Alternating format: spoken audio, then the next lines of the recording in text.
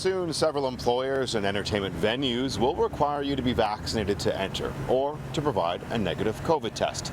It's already a requirement for healthcare workers and for teachers this September.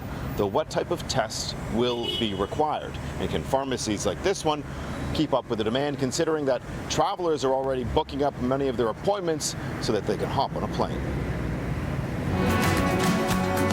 This is what Mirvish Productions have planned for December. This is the reality right now. Empty seats and a dark stage inside the Ed Mirvish Theatre. You cannot have risk in your venue.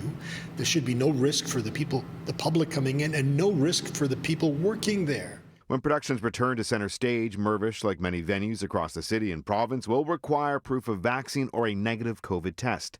As to what type of test unvaccinated theatergoers will need to take before entering, well, it's still not clear. We don't know yet, and that is to be determined. Again, we're looking to the government for guidance, and doctors and scientists.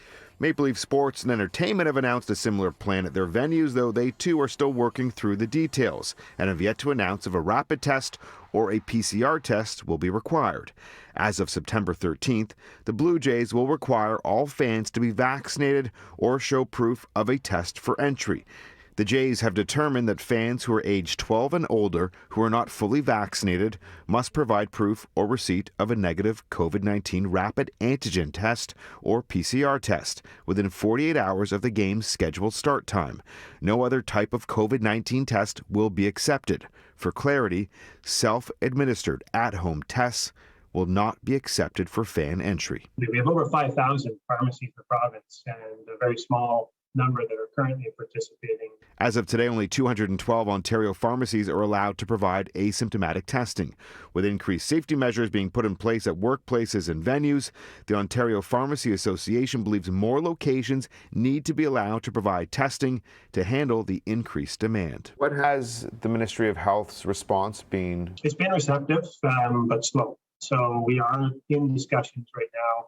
For Mirvish Productions, they're well aware that their planned return could go off the rails this fall if the Delta variant runs wild, and they're prepared to put stricter measures in place. Any thought around just making vaccines mandatory for all Mirvish theaters and forget the test? We're not there yet. You know, that may happen. If there is any question about the validity of tests, we may have to go that way. And the Pharmacy Association is also raising the question, who pays for a test? The province has indicated it would likely use tests paid for in part by the federal government for public workers. But how about if you're heading out to a ball game or a concert? As of right now, signs point to unvaccinated individuals footing the bill.